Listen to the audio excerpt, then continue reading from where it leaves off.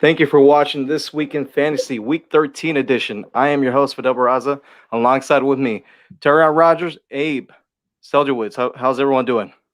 Doing good, bro. Doing really good. Glad to be back on it after 3 weeks out, I think it was. So, Yes, good to have you back, Abe. yes, sir. All right, guys. So we're getting closer and closer to the fantasy football playoffs. But let's review last week. Biggest surprise of the week. I'll start off with Terry. Bro, like I'm gonna get into that in my disappointment, you know what I'm saying? But Raiders, bro, like we're finna it's finna get spicy in a second, but I know like a lot of people had hit me up too, with their daily fantasy football and stuff like that. And a lot of people went Derrick Carr, a lot of people went heavy Josh Jacobs, and they laid a stinker. That was my biggest surprise, you know what I'm saying? That was like my biggest L of the week besides Nate Robinson. Like it don't get worse than Nate Robinson. And I didn't think it was gonna get worse than Nate Robinson and than the Raiders played. You know what I'm saying? So Yeah. that was my biggest disappointment, bro. Or What Yeah, surprise too. Yeah. yeah, I would say also that definitely the Raiders for me. I would say Austin Eckler was a big surprise just in terms of the volume he got, the production he got. But I'll get into that more when I do my top player. But it was a very promising week for Eckler and surprise because I didn't think he'd get the volume. Yeah, and then actually, we just had a game tonight, right? Baltimore at Pittsburgh, Yep. and I had Deontay Johnson starting at wide receiver, and he did not produce very much. And it was actually, I think Juju was the one that caught the touchdown from Big Ben. Yeah. Who would have thought Trace McSorley, bro, would have came in and threw a touchdown, dog? He threw like what, a 76-yard touchdown? That's crazy. Yep. Yeah. Well, when you have your quarterback injured, I feel like these offensive coordinators they don't have much patience. If you're not playing well, you got to go to the third string. So. Yeah. Right. All right, guys. Biggest disappointment of the week. Man, I'm gonna go back to what I said like earlier, bro. The Raiders, like I don't know if these boys went to Magic City. I don't know if they was partying with Gucci Man and Jeezy. I don't know what they was Mhm. doing out in Atlanta, but it wasn't football, bro. Real quick, you got to give a shout out to Derrick Carr. He just had a daughter. Like Fidel and I was just talking about that on top of the show. He's probably going through a lot mentally. You know what I'm saying? But Mhm. the rest of this team did not show up for him at all. Offensive line was horrible. Josh Jacobs did absolutely nothing. Darren Waller, like that was the worst Darren performance I've seen from a Raider since McFadden. So there was just a lot of no shows out there, bro. Like I couldn't tell you what it was. Like again, I don't know if the boys went to Magic City. I don't know what they was doing, but it wasn't football and it wasn't whatever it Yeah. was. So if you had a Raider this week, man, I apologize to you, bro, because Me you too. saw that. Yep, you saw that, and Atlanta was one of the fourth worst rush defenses in the league, and then you thinking, oh wow, the Raiders, they're a team that runs the ball at a high clip, and they did absolutely nothing, bro. They were pathetic. So yeah, that's my disappointment with the Raiders. Yeah, I got to go with Darren Waller. I mean, you look at the position; it's already so scarce. There's so few tight ends that consistently score, and it's really just crucial to have that guy. And if you have a Darren Waller, who you're going to have every week in your lineup, you gotta get your 10 points at least. But he had, I think it was 4 points. It was a very disappointing week going against that Falcons defense. Most weeks it feels like that defense gives up whatever the offense wants. It seems like they want 300 yards, you want 400 yards, they Mhm. give it up. So definitely that whole the Raiders offense as a whole, but specifically Waller because of the reliance on him at tight end. I mean, if you had the Atlanta defense, you did well. 3 fumble recoveries, 1 pick 6. So, I mean, if you had the Falcons defense playing, which I don't know a lot of people that did have them, well, congratulations. You probably won your game, right? Right, Matt Ryan too, bro. Like because you would think that okay, I'm gonna bench Matt Ryan this week. They don't got Todd Gurley, they don't got Mhm. Julio Jones. I'm finna bench him, bro, and he balled, and so that's scary, you know. So 43-6 yeah, too is a big time performance. Yeah. yeah. Let me ask you guys this. So obviously, multiple on the COVID-19 list. Some people are dropping these players, right? What have you guys done in this situation? Because this past week was crazy, right? We saw the whole Denver Broncos quarterbacks. They were all self-quarantined. They were not able to play, and they had to start a former college quarterback at that position. Yeah, so with my league, the basically what we set up is a projected drop. So because of COVID, there's obviously a need for more guys off the waiver wire because certain guys aren't available because of the Mhm. coronavirus. So basically, a protected drop is essentially you drop someone, but no one else can pick them up. So if that person wants them back because of the complications due to coronavirus, they can get that player back. No one else can pick them up. So I think things like that is a really good idea in fantasy leagues. This is a completely different year. You don't want to get screwed over just because you have someone out because of Corona, and then you drop them, and then you don't get it back. So Yeah. And I think like in case of the Broncos, for example, like if you had Jerry Judy, if you had like one of your skilled players, it was best in that situation just to just bench them for that week because they weren't going to do you kind of have to know that they weren't going to really do anything Yeah. as far as that was concerned. But then in other leagues, you just got to stay patient, especially like with the Steelers and Ravens games today. Like I told you guys a story. Like I lost today. I was winning and I'm thinking I won, my week, forgetting the week was over. And then lo and behold, Juju Smith-Schuster comes out and he scores 12 points and, I lost.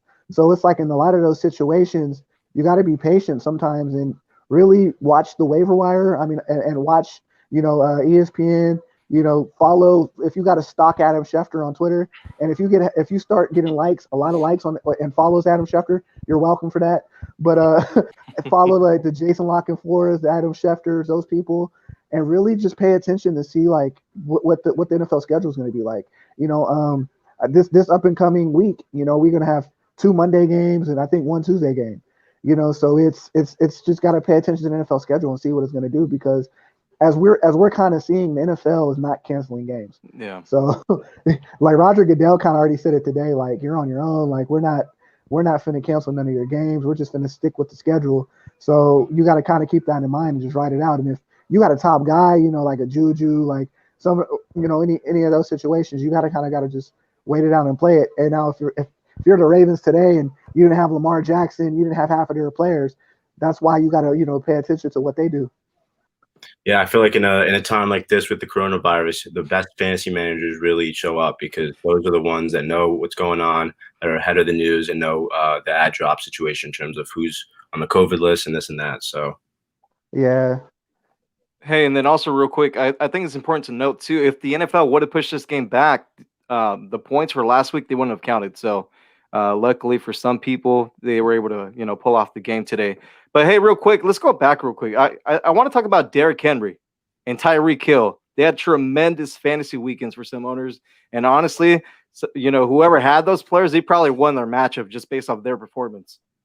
Yeah, I mean, my friend, he put up 185 points, still lost though because the guy the guy he was facing put up 190. So it was one of those crazy matchups where you're like, how does this guy lose? Yeah, Tyreek Hill with 58 points. It seemed like early in the game that the Buccaneers were like being paid off to give him touchdowns or something. I mean, they towards the end they were stopping him, but it seemed like that he was just getting whatever he wanted. But definitely a historic game for someone like that. Yeah, you got to give a shout out to Antonio Gibson as well from the Redskins, or not? Why do I keep saying the Redskins? The Washington Football Team. 30. He also had 33 points. And he's one of those guys too. Like when we start to look at awards, because we're starting to get to the award season. I think Derrick Henry, to me, he should be the favorite for MVP of the league. But just the simple fact that it's a quarterback-driven league and it's hard to give to running backs, just like we might end up seeing Justin Herbert winning Rookie of the Year, but Antonio Gibson's a guy to me like who all of fantasy this year he's produced. He's at 11 touchdowns, 650 some yards, 33 catches, I think 2 receiving touchdowns. So as a rookie, I think he had like 13 touchdowns. So he's been consistent each and every week as well. And he's a guy that he's starting to hit along like one of the upper echelon running backs in the league. So that's a guy like you should start paying attention to as well. Antonio Gibson. And we already know what Derrick Henry and Tyreek Hill are. We know, who they are consistently in each and every week. But that goes without saying. But somebody like Antonio Gibson is somebody that really should be on your radar. Yeah, I mean Derrick Henry, him alone in that Tennessee offense, he just produces points and he's hard to take down, right? So let me ask you guys this: who is your fantasy MVP of the year so far? Oh man. That's got to be James Robinson. I mean, you look at an undrafted rookie free agent who signed with the Jaguars. They do have a very good O-line, but still, you wouldn't expect a guy like that to have 17 points a game, to be an RB1 and basically completely change your lineup. One of my friends, he had 2 great running backs. Now you add James Robinson, you have 3 incredible running backs. So anytime you get a guy like that who wasn't even drafted, and goes to a franchise like the Jaguars, who you probably wouldn't expect much of, and he gives you 17 points a game, that's huge. I think you said it. I think it's Derrick Henry. already on the year, he has what 1,200 yards and like what 12, 11, 10 He's got it. touchdowns. Yeah, he's got a You lot of know, yards, a lot of he's up touchdowns. there, bro. So it's like each and every week he's consistent, and in a league too where you're drafting a lot of these guys high. Like I wish Clayton was here because he said death taxes and Christian McCaffrey. He was out. Saquon Barkley's been out. So a lot of the top 5 picks that you've picked, like Michael Thomas didn't play half the year. So a lot of the top 5 picks when you're picking these guys high aren't even playing, and so that's kind of deadening a lot of people's teams. But Derrick Henry's been that one consistent. If you picked him high this year, he's been there. So that's why I consider him being an MVP, just because his consistency. You drafted him high, and he hasn't really let you down. Yeah, same thing Guys with have. he's kind of taken over a bit of the volume earlier in the year when Michael Thomas was out. He took a ton of that receiving volume. But in terms of value, I mean, I don't see how anyone can say James Robinson isn't that guy. Because most people probably just picked him up off the waiver wire. So I drafted him. Yeah. Oh, you did? I'll give myself a shout out. I actually drafted him. So Yeah. good. All right, guys. So let's talk about this weekend slate of games. Who is your must start for Week 13? I'm going DJ Chark against the Minnesota Vikings. The secondary is very young. We've seen them have a lot of hiccups. They tend to give up a lot of yards. There's a lot of misassignments if you watch the games. So I do expect Chark to have a big week, even with the quarterback change. I think the matchup is too good, and he is a talent alone. I think is good enough to start. Mr. Death and Taxes, what's good, bro? Shout out Clayton. Clayton, bro. But yeah, I think for me, I'm gonna go Kirk Cousins. The last 3 out of the last 4 weeks, he scored over 20 fantasy points, and this week he has the Jacksonville Jaguars, and their defense is historically bad, bro. Like they're playing at home, and at home this year they've given up the most fantasy points to quarterbacks, 26 points. That's nasty, bro. Like that's a nasty stat to give up that much points at home. So for me, it's Kirk Cousins, and I know that we talked about COVID earlier. Adam Thielen's been on the COVID list, so I mean, we were given advice earlier as you get kind of closer to the playoffs. Like I would monitor his situation because if he gets to play, he's gonna have a field day, and if not, Jefferson is gonna have a field day because that defense isn't very good. They're hurt, and I think that a lot of points can be had. Last week without Thielen, Kirk Cousins had 25 fantasy points. So I'm definitely looking at him. I like Nick Chubb too, as Edwin just said. Nick Chubb, he's on both of my fantasy teams, and he's been a dog since he's been back. I believe he had 25 points last week. So he's gonna have another strong performance this week as well. So Nick Chubb's a definitely good one as well. Yeah, and the interesting thing with him is he splits with Kareem Hunt, but he's just so good at so much volume in that offense that he's always going to get 20 plus carries. So there's really no reason to be concerned about Kareem Hunt. Let me ask you guys this: what do we do with Derrick Carr? He's got a very favorable matchup this weekend against the winless Jets. I know he laid an egg last weekend, but what do we do with Derrick Carr? Do we start him against the New York Jets?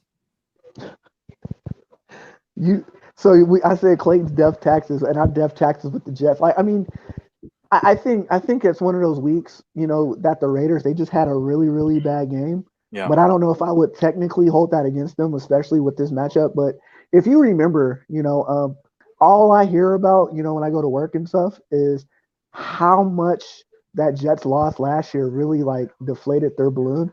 And I feel like that they got to prove that to them. The Raiders as a team, they got to prove that to themselves that they can beat the Jets. As funny as that sounds, like everybody's been beating up on the Jets all year, but the one team that really needs that more than anybody is the Raiders, because last year the Raiders were in the same position they were this year, and the Jets completely ruined that for them. And I feel like this year they're going to watch that film and be upset. And I see Derek Carr having a big game.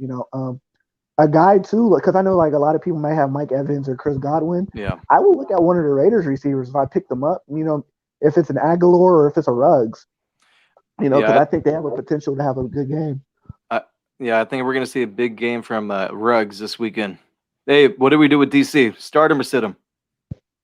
With who's that? With Derek Carr. Oh, I mean, to me, it's more of a situational thing.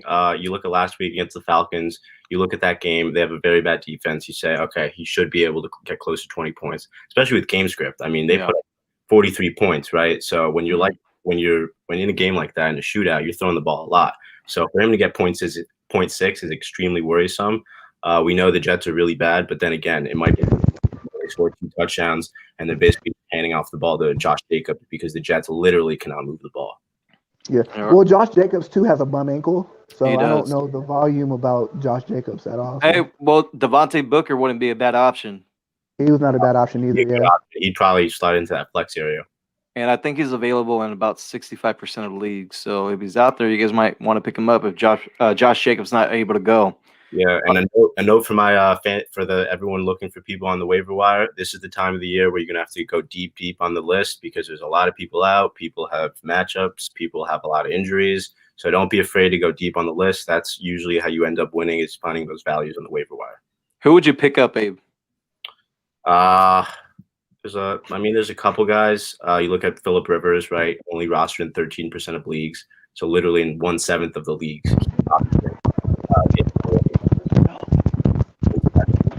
He's going against Watson does anything similar to what he's done the past couple weeks. He's probably going to get into a shootout, which is going to bode well for Rivers. We also know that the Texans' defense isn't very good, so I'd say Rivers only available in 87% of leagues. So pick him up if you need a quarterback. For me, I'm gonna go Latavius Murray. Yeah.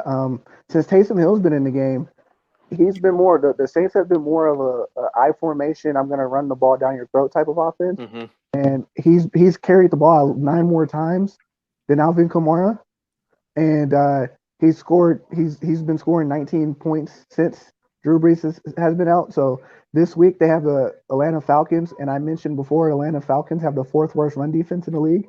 So Latavius Murray would not be a bad pickup, and I would ride him until Drew Brees comes back because then when Drew Brees comes back, it's going to be more of an Alvin Kamara centered offense. All right, guys. Who do we have to bench this weekend?